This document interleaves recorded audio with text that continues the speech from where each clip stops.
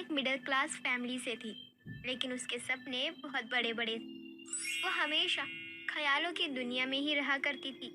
एक दिन वो अपने पति अर्जुन के पास आती है और बोलती है, सुनिए जी, आपको पता है मैंने कल घर का काम करते करते मेरे दिमाग में एक बात आई। मैं रात की तुमसे बात करने की सोच रही थी, लेकिन आप तो सो गए, मैंने आपको जगाया ही नहीं। ऐसी भी क्या बात हो गई जो तुम रात भर सो नहीं पाई? बताओ मुझे। मुझे कल एक ख्याल आया कि हम लोग एक मोटरसाइकिल ले ले तो कैसा रहेगा। आपको ऑफिस जाने में भी आसानी हो जाएगी, साथ ही जब हमारा मन घूमने का करेगा तो बस के धक्के नहीं खाने पड़ेंगे। तुम्हें कितनी बार बोला है मैंने, इतना ख्याली पुलाव अपने दिमाग में मत पकाया करो, लेकिन तुम्हें तो कोई असर ही नहीं होता। अरे मैं भी बार बार तुम्हें मना करके थक चुका हूँ। दुख होता है मुझे कि मैं तुम्हें मना कर देता हूँ। मैंने ऐसा भी क्या सोच लिया जो आप मुझ पर इतना गुस्सा कर रहे हो? मैं तो बस हमारे बारे में सोच रही थी। तुम कुछ गलत सोच नहीं रही हो, लेकिन हमारी इतनी औकात नहीं है कि मैं तुम्हें ये सब चीजें लाके दे सकूं। कल को तुम्हारे ख्यालों में तुम सोचोगी कि हमारे पास कार आ जाए, तो क्या सच में मैं कार लेके आ जाऊंगा? कहाँ से लाऊंगा?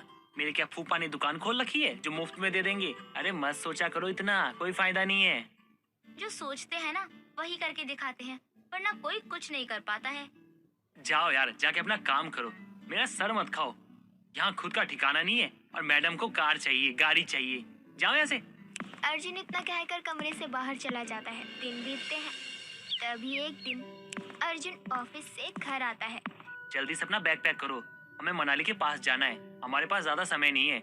जब तक मैं टिकट देखता हूँ तुम पैकिंग कर लो। मनाली? हम मनाली के पास जा रहे हैं?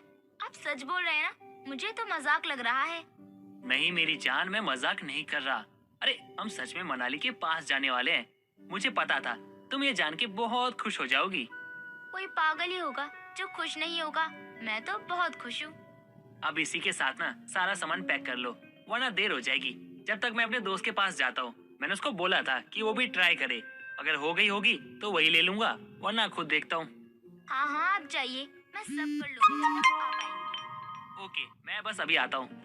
अर्जुन अपने दोस्त के पास चला जाता है और आरती कमरे में जाकर पैकिंग करना शुरू कर देती है और ख्यालों में डूब जाती है कि वो मनाली पहुंच गई है, बड़े से होटल में रह रही है, अच्छी अच्छी वेस्टर्न ड्रेस पहन रखी है, अच्छी अच्छी जगह घूम रही है। तभी उसका पति आ जाता है। देखता है कि वो कपड़े हाथ में लिए बेड पर बैठी मुस्कुरा रही होती है। आरती, आरती, अरे कौन से ख्यालों में खोई हो? अरे तुमसे मैंने कहा था पैकिंग कर लेना, लेकिन तुम तो ख्यालों में खो गई। आपको पता है मैंने बहुत अच्छी चीजें सोची है मनाली के लिए। मुझे लग ही रहा था कि तुम अपने मनाली के ख्यालों में खो ना जाओ। देखा, वही हुआ। तभी तो तुमने कुछ नहीं किया। जी हाँ, मैं मनाली के ख्यालों में खोई हुई थी। उसके पास पहुंचकर कैसा फील करूंगी, क्या क्या करूंगी। अगर तुम यहीं बैठी बैठी मनाली जाने के ख्याली पुलाव पकाओगी ना, तो ट्रेन तो छूट जाएगी और तुम कभी नहीं जा पाओगी। नहीं नहीं, ऐसा मत बोलिए। कब से मैं उसके पास जाने की सोच रही हूँ, लेकिन जा नहीं पा रही थी। बड़ी मुश्किल से ये मौका मिला है और ये मौका मैं हाथ से नहीं जाने दूंगी। आरती जल्दी से सामान पैक करके तैयार हो जाती है और दोनों घर से बाहर निकलते हैं। दोनों समय से स्टेशन पहुंच जाते हैं और आराम से अपनी सीट पर बैठ जाते हैं। तभी आरती अपने पति अर्जुन से बोलती है, अर्जुन जी, अब मैं सोने जा रही हूँ। जब मैं मनाली पहुँच जाऊँ ना, तब मुझे जगाना। हाँ ठीक है, अब तुम चुपचाप से सो जाओ और मुझे भी सोने दो, मुझे बहुत नींद आ रही है। और दोबारा नींद खराब मत कर देना, समझी तुम? दोनों आराम से सो जाते हैं। अगले दिन स्टेशन पर गाड़ी रुकती है और अर्जुन आरती को जगाता है। उठो मैडम उठो, अरे कितना सोओगी? अरे कुंभकर्ण की छठी औलाद, उठ जा। आ गई तुम मनाली के पास। आप सच बोल रहे हैं? हम मनाली के पास पहुँच गए? हाँ बाहर तो चलो, मनाली तुम्हारा इंतजार कर रही है। चलिए ना, जल्दी चलिए, अब मुझसे सब्र नहीं हो रहा। आरती और अर्जुन दोनों ट्रेन से बाहर आते हैं और आरती सामने अपनी बहन को देखकर हैरान हो जाती है और अर्जुन से बोलती है, ये यहाँ क्या कर रही है? ये भी हमारे साथ रहेगी क्या? तुम भी ना बहुत अजीब बात करती हो। जब हम इनके घर आए हैं तो ये तो हमारे साथ ही रहेंगी ना कि अपने पड़ोसी के घर में जाके रहेंगी। अरे रास्ते भर तो मेरा सर खा रही थी कि मुझे मनाली के पास जाना है, मनाली के पास जाना है, तो लो आगे मनाली के पास। खुश तो पहले बहुत थी और अब पता नहीं बहाने बना रही हो। अरे यार, खुशी कहाँ गायब हो गई तुम्हारी? आप इस मनाली की बात कर रहे थे? तो तुम किस मनाली की बात कर रही थी? एक मिनट, कहीं तुम कुल्लू मनाली जाने की बात तो नहीं सोच रही थी? हाँ, मैं वही सोच रही थी। ना जाने मैंने ऐसा क्या सोच लिया था, आपने मेरे ख्यालों पर पानी ही फेर दिया। आपसे मुझे ये उम्मीद नहीं थी। तो तुमने ये सोचा कि मैं कुल्लू मनाली घूमने का प्लान बनाऊंगा? अरे वो पागल सी, चाहे मैं मक्खी गिर जाती है तो मैं उसे चूस के फेंक देता हूँ। तो तुम्हें क्या लगता है मैं जाऊंगा हैं घूमने मनाली?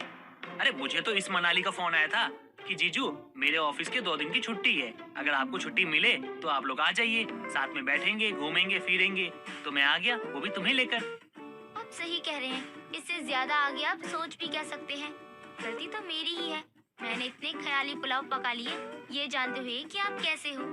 अब चलना भी है या खड़ी रहोगी यहीं पे और लड़ती रहोगी मुझसे? देखो सभी लोग मुझे घूर घूर के देख रहे हैं। चलो। मुझे कहीं नहीं जाना है, न ही किसी से मिलना है। आपने मुझे पागल बनाया। अरे यार मेरा दिमाग खराब क्यों कर रही हो? चुपचाप चलो ना जल्दी से। अरे हम जल्दी ही वापस चले जाएंगे। अर्जुन जैसे तैसे करके आरती को मनाकर उसकी बहन के पास ले जाता है। सभी एक दूसरे से मिलते हैं, घूमते फिरते हैं। कुछ दिनों बाद अर्जुन आरती को लेकर घर वापस आ जाता है और अपने ऑफिस में बिजी हो जाता है। दिन बीतते हैं, तभी एक दिन आरती की बहुत ज्यादा तबीयत खराब हो जाती है। अर्जुन के लिए घर और बाहर दोनों संभालना बहुत मुश्किल हो रहा था, इसलिए वो गांव से अपनी माँ कावेरी को बुलवाता है। अपनी माँ को देखते ही वो बहुत खुश हो जाता है और वो बोलता है, अच्छा हुआ माँ आप आ गई। जब से आरती की तबीयत खराब हुई है ना, मेरा तो काम ही रुक गया है। समझ ही नहीं आता कि क्या करूँ क्या ना करूँ, कैसे घर संभालूं या बाहर संभालूं। सब्जी के रेट इतने बढ़ गए हैं, जिंदगी झंड हो गई है। ऐसा लगता है वो गाना जो है ना मोए मोए, वो मेरे लिए बना है। बेटा तू चिंता मत कर, मैं आ गई हूँ ना, सब कुछ देख लूंगी। तू आराम से अपना ऑफिस देख। माँ अब तो आप आ गई है ना, अब आपके आने के बाद मुझे कोई चिंता नहीं है। मुझे पता है आप सब देख लेंगी। अर्जुन अपनी माँ को सारी चीजें समझाकर आराम से ऑफिस के लिए निकल जाता है। कावेरी भी अपनी बहू का अच्छे से ख्याल रखती है और कुछ दिनों में ही उसे बिल्कुल ठीक कर देती है। तभी एक दिन आरती अपनी आंखें बंद किए अपनी सास के बारे में सोच रही होती है कि वो उसके सर में मालिश कर रही है, उसके लिए अच्छा अच्छा खाना बना रही है। तभी कावेरी बाल्टी भर पानी लेकर आती है और उस पर डाल देती है, जिससे उसकी आंखें खुल जाती हैं। माँ जी ये आपने क्या किया? ऐसा कोई किसी के ऊपर पानी डालता है क्या? हाँ तो क्या करूँ, कब से तुझे आवाज लगा रही हूँ तू आकर खाना खा ले, लेकिन तू है कि तुझे सुनाई ही नहीं दे रहा। तुझे ख्यालों से बाहर निकलने के लिए कुछ तो करना ही पड़ेगा ना। माँ जी मैंने सच में आपकी आवाज नहीं सुनी, वरना आ नहीं जाती क्या? पहले तू मुझे ये बता कि कौन से ख्यालों में गुम थी जो तुझे मेरी आवाज सुनाई तक नहीं दी। कहीं ये तो नहीं सोच रही थी कि मैं तेरे सर की मालिश कर रही हूँ, थाली में तेरे लिए खाना लगा कर ला रही हूँ। माँ जी आपको कैसे पता चला कि मैं क्या सोच रही हूँ? मैंने तो आपसे कुछ कहा भी नहीं, तो आपने मेरी मन की बात कैसे जानी? बहू मैं तेरी सास हूँ, मुझे तेरी सोच का अच्छे से पता है कि तू कितना सोच सकती है और क्या सोच सकती है। आप मन की बातें भी सुन लेती हो क्या? ये बाल मैंने धूप में सफेद नहीं किए हैं। अब तू जल्दी से अपने ख्यालों की दुनिया से बाहर आ और खा पी कर काम पर लग जा। अब तू ठीक हो गई है, कोई बीमार नहीं है, इसीलिए बीमार होने का नाटक बंद कर और एक बहू की तरह अपने घर की जिम्मेदारी उठा। माँ जी मैं सच में ठीक नहीं हूँ, अगर काम किया तो चक्कर खाकर गिर जाऊंगी, और अगर काम नहीं किया तो बिस्तर पर पड़े पड़े और बीमार हो जाएगी, सही होने की जगह।